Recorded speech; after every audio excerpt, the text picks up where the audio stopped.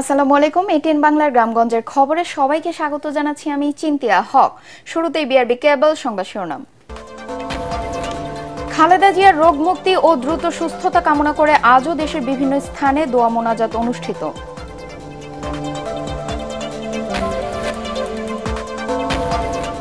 Show cause নয়, নির্বাচনে আচরণ বিধি লঙ্ঘন করলে প্রার্থিতা বাতিল, নারায়ণগঞ্জে ইসি আনোয়ারুল ইসলাম।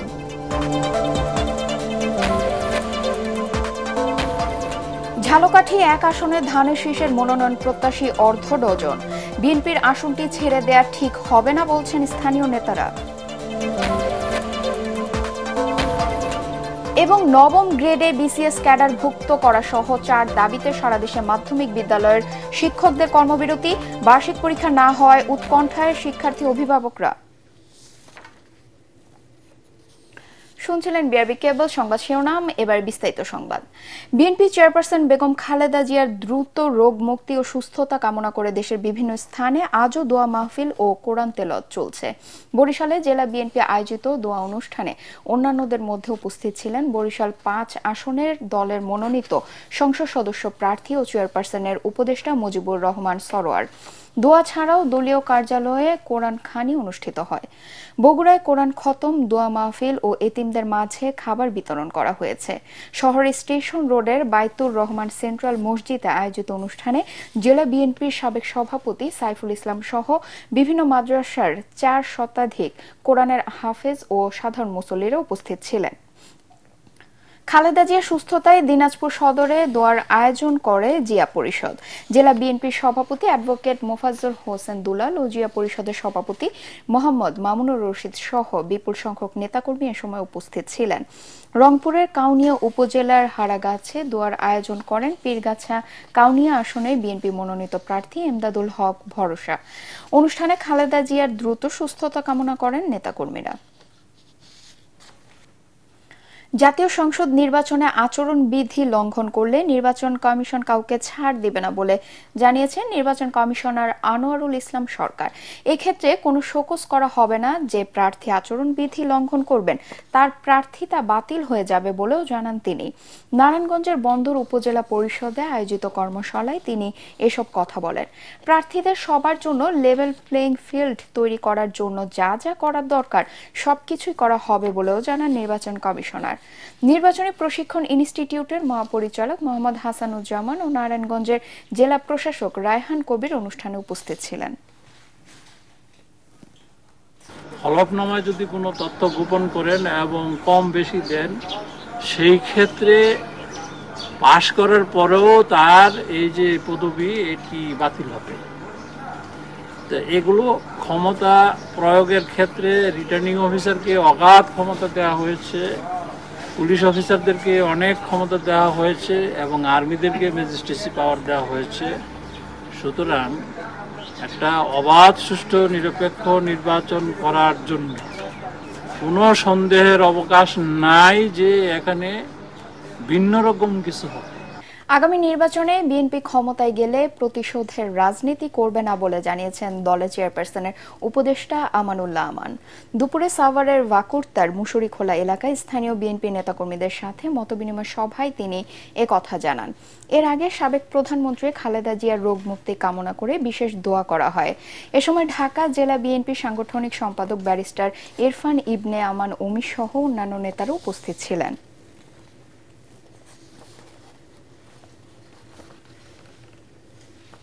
শেখ হাসিনার ফাঁসি বাংলাদেশের মাটিতে 100 বার হওয়া উচিত বলে মন্তব্য করেছে বিএনপির কেন্দ্রীয় নির্বাহী কমিটির স্বেচ্ছাসেবক বিষয়ক সম্পাদক মীর শরফত আলী সপু। মুন্সিগঞ্জের শ্রীনগর বাজারে বিএনপির 31 দফার লিফলেট বিতরণ ও বেগম খালেদা জিয়ার রোগ মুক্তি কামনায় দোয়া মাহফিল শেষে তিনি এ মন্তব্য করেন। মুন্সিগঞ্জ জেলা বিএনপির আহ্বায়ক কমিটির সদস্য মমিন আলী, আওলাদ হোসেন উজ্জ্বল, দেলোয়ার হোসেন ও জসিম মোল্লা সহ অন্যান্য নেতারা এ সময় উপস্থিত ছিলেন। রাজাপুর কাঠালিয়া নিয়ে গঠিত ঝালকাঠি এক আসনে এখনো চূড়ান্ত হয়নি বিএনপির প্রার্থী। এই আসনে কে পাবে মনোনয়ন এমন প্রশ্ন এখন দলীয় নেতাকর্মী ও এলাকাবাসীর মুখে মুখে। এরই মধ্যে একাধিক মনোনয়ন প্রত্যাশী শুরু করেছেন প্রচারণা। ঝালকাঠি প্রতিনিধি এইচ এম নাসির উদ্দিনের পাঠানো রিপোর্ট জানাচ্ছেন আসিফুর রহমান সাগর। রাজাপুর কাঠালিয়া উপজেলা নিয়ে গঠিত ঝালকাঠি ১ আসনে স্বাধীনতার পর থেকে সবগুলো নির্বাচনে বাংলাদেশ জাতীয়তাবাদী দল বিএনপি তাদের দলীয় প্রার্থী দিলেও এবার এখনো কোনো প্রার্থীর নাম ঘোষণা করা হয়নি।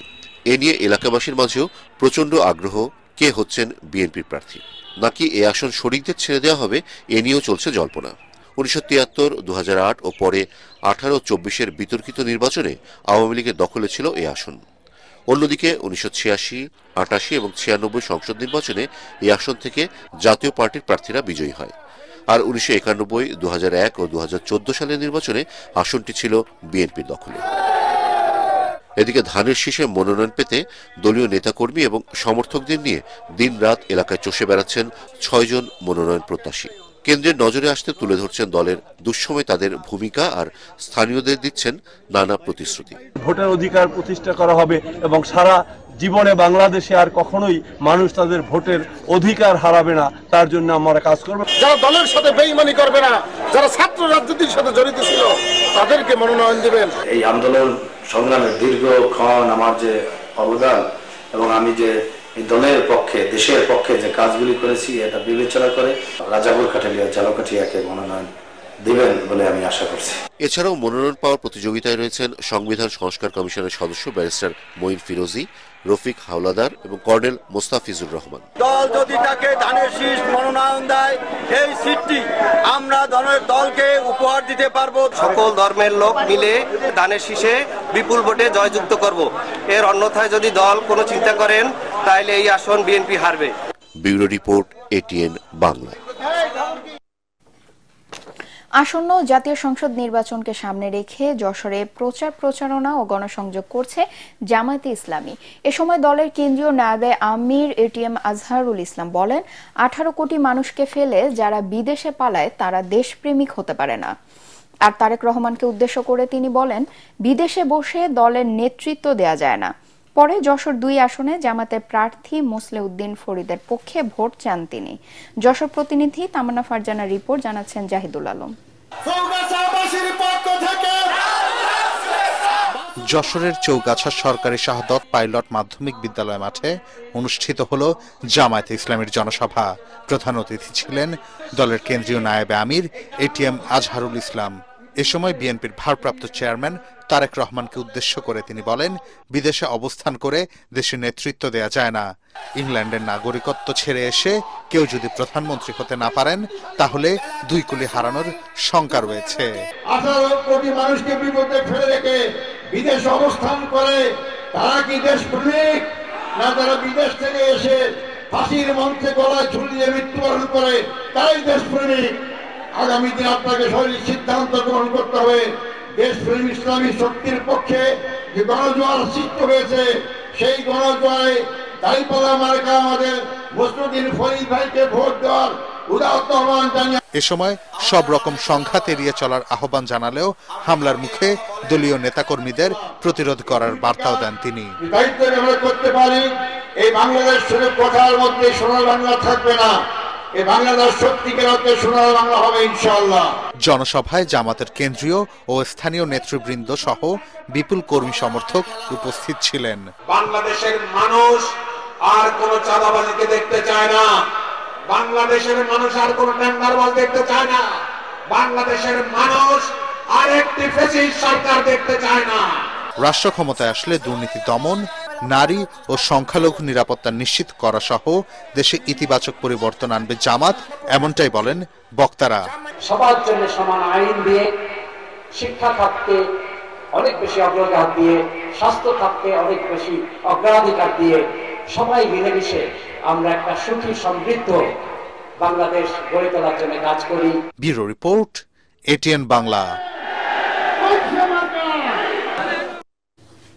ত্রয়োদশ জাতীয় সংসদ নির্বাচনে দিনাজপুরের বিভিন্ন আসনে নির্বাচনী প্রচারণায় ব্যস্ত সময় পার করছেন বিএনপির মনোনীত প্রার্থীরা। সকাল থেকে গভীর রাত পর্যন্ত প্রার্থীরা গণসংযোগ ও সভা সমাবেশ চালিয়ে যাচ্ছেন। প্রার্থীরা তারেক রহমানের 31 দফা সম্বলিত লিফলেট নিয়ে বিভিন্ন এলাকার হাট বাজার সহ বিভিন্ন ভোটারদের সাথে কুশল বিনিময় করছেন। এদিকে ভোটাররা বলছেন, এলাকার জন্য কল্যাণকর মানুষকেই ভোট দিয়ে নির্বাচিত করবেন তারা। আমাদের প্রার্থী হলো যে আশেপাশে সবসময় যাকে পাবো কাছে পাবো, যেন গরিব দুঃখী মানুষের কাছে সে সেবা যত্ন করতে পারে। এই আমাদের সুখে দুঃখে পাশে ছিল, আমরা সেই প্রার্থী হক ভাইকে আমরা চাই। আমাদের সাথে কৃষক লোকের সাথে আমাদের সাথে যে এমপি থাকবে বাহাদুর থেকে ফুলবাড়ি দিনাজপুর এমপি থাকবে, আমাদের ভালো লোক থাকবে। জামালপুরের ইসলামপুরে জামায়াতের অর্ধশতাধিক নেতাকর্মী বিএনপিতে যোগদান করেছেন। উপজেলার কুলকান্দি খানবাড়ি বিএনপির দলীয় কার্যালয়ে জামালপুর ২ ইসলামপুর আসনে বিএনপির মনোনীত প্রত্যাশী শরীফুল ইসলাম খান ফরহাদের কাছ থেকে সদস্য পদ গ্রহণ করে বিএনপিতে যোগদান করেন তারা।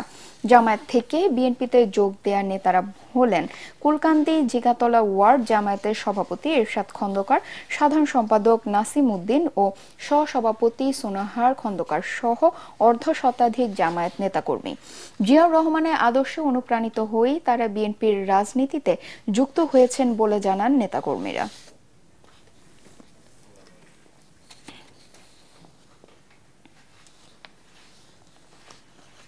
সহকারী শিক্ষক পদকে নবম গ্রেডে বিসিএস ক্যাডারভুক্ত করা সহ 4 দফা দাবিতে সারা দেশে কর্মবিরতি পালন করছেন মাধ্যমিক বিদ্যালয়ের শিক্ষকরা। চট্টগ্রামে বাংলাদেশ সরকারি মাধ্যমিক শিক্ষক সমিতির ব্যানারে কর্মসূচি পালন করা হয়। শিক্ষকদের কর্মবিরতিতে সরকারি মাধ্যমিক বিদ্যালয়গুলোতে হচ্ছে না বার্ষিক পরীক্ষা। দাবি না মানা পর্যন্ত সরকারি মাধ্যমিক বিদ্যালয়ের শিক্ষকেরা কর্মবিরতি চালিয়ে যাওয়ার ঘোষণা দেন। নাটোরের সকল সরকারি উচ্চ বিদ্যালয়ের শিক্ষকরা পূর্ণ দিবস কর্মবিরতি পালন করেন। ফলে চলমান বার্ষিক ও এসএসসি নির্বাচনী পরীক্ষা বন্ধ হয়ে গেছে। শিক্ষকদের কর্মবিরতিতে উৎকণ্ঠায় পড়েছেন শিক্ষার্থী ও অভিভাবকরা। শিক্ষকরা জানান 4 দফা দাবিতে শিক্ষা ভবন ঘেরাও করে আলটিমেটাম দেওয়ার পরও সরকারের পক্ষ থেকে সাড়া না পাওয়ায় মাধ্যমিক শিক্ষক সমিতির সিদ্ধান্তে তারা কর্মবিরতিতে যেতে বাধ্য হয়েছেন। নীলফামারীতে জেলার 6 উপজেলার শিক্ষকরা নিজ নিজ প্রতিষ্ঠানে কর্মবিরতি পালন করেন। শিক্ষকদের কর্মবিরতির ফলে অনুষ্ঠিত হয়নি এসএসসি পরীক্ষার্থীদের চলমান নির্বাচনী পরীক্ষা ও 6ষ্ঠ থেকে 9ম শ্রেণীর বার্ষিক পরীক্ষা। ফলে যথাসময়ে বিদ্যালয়ে এসে পরীক্ষা দিতে না পেরে ক্ষুব্ধ শিক্ষার্থীরা। এদিকে দাবি আদায় না হওয়া পর্যন্ত আন্দোলন চলবে বলে জানান শিক্ষকরা। শিক্ষকরা কর্মবিরতি শুরু করায় ব্রাহ্মণবাড়িয়ার সরকারি মাধ্যমিক বিদ্যালয়গুলোতে এসএসসির টেস্ট পরীক্ষা সহ বার্ষিক পরীক্ষার কার্যক্রম বন্ধ হয়ে যায়। সরকারি মাধ্যমিক শিক্ষক সমিতি ঘোষিত কর্মসূচির অংশ হিসেবে জেলার মোট 12টি সরকারি মাধ্যমিক বিদ্যালয়ের শিক্ষকরা এই কর্মবিরতি পালন করেন। দীর্ঘ প্রতীক্ষার পর আবারও পর্যটকের পদচারণায় মুখর হয়েছে বাংলাদেশের একমাত্র প্রবাল দ্বীপ সেন্ট মার্টিন। ভোর 6টা থেকে কক্সবাজার সেন্ট মার্টিন রুটে শুরু হয়েছে জাহাজ চলাচল। এ সময় শহরের নুনিয়াছড়া সহ বিএডব্লিউটি এর ঘাটে লাইনে ধরেন পর্যটকরা। সেন্ট মার্টিন ভ্রমণে যাওয়া পর্যটকদের ট্রাভেল পাস আছে কিনা যাচাই বাছাই করছেন প্রশাসন সহ সংশ্লিষ্ট সংস্থার লোকজন। প্রতিদিন সর্বোচ্চ 2000 পর্যটক দ্বীপের পরিবেশের জন্য সহনীয় এই সীমা ঠিক করে দিয়েছে প্রশাসন। দ্বীপের জীববৈচিত্র্য রক্ষা, বর্জ্য ব্যবস্থাপনা আর নিরাপত্তা সব ক্ষেত্রেই কড়া নজরদারি থাকবে বলে জানিয়েছেন জেলা প্রশাসক আব্দুল মান্নান। জাতীয় হিফজুল কোরআন প্রতিযোগিতা কোরআনের সুরের সিলেট অডিশন পর্ব শেষ হয়েছে। সকালে নগরীর এয়ারপোর্ট এলাকার জামিয়া ইসলামিয়া ফরিদাবাদ মাদ্রাসা ক্যাম্পাসে এ প্রতিযোগিতা শুরু হয়। এতে অর্ধশতাধিক প্রতিযোগী অংশ নেয়। তাদের মধ্যে পরবর্তী পর্বের জন্য 15 জনকে মনোনীত করা হয়। অনুষ্ঠানে প্রধান অতিথি ছিলেন হুফাজুল কোরআন ফাউন্ডেশনের চেয়ারম্যান ও বাড়িধারা সেন্ট্রাল মসজিদের ইমাম ও খতিব মাওলানা মাসউদ আহমদ। সভাপতিত্ব করেন জামিয়া ইসলামিয়া ফরিদাবাদের পরিচালক মাওলানা ফখরুজ্জামান। এটিএন বাংলার স্টাফ রিপোর্টার মিজান শাহজাহানের মা মরিয়ম বেগমের দাফন সম্পন্ন হয়েছে।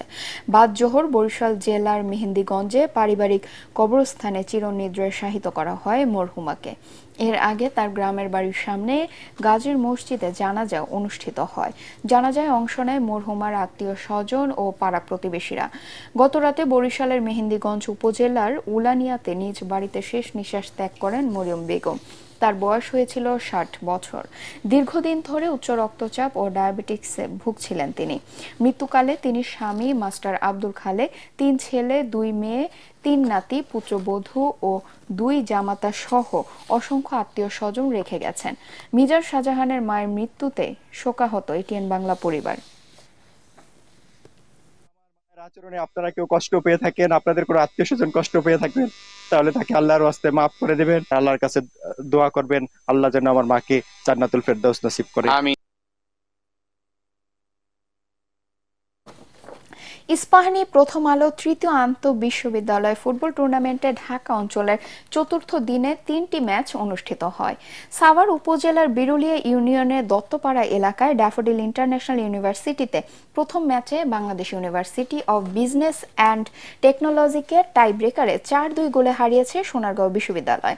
আর দ্বিতীয় ম্যাচে ইউনিভার্সিটি অফ স্কলার্সকে 3-1 গোলে পরাজিত করেছে জাহাঙ্গীরনগর বিশ্ববিদ্যালয়।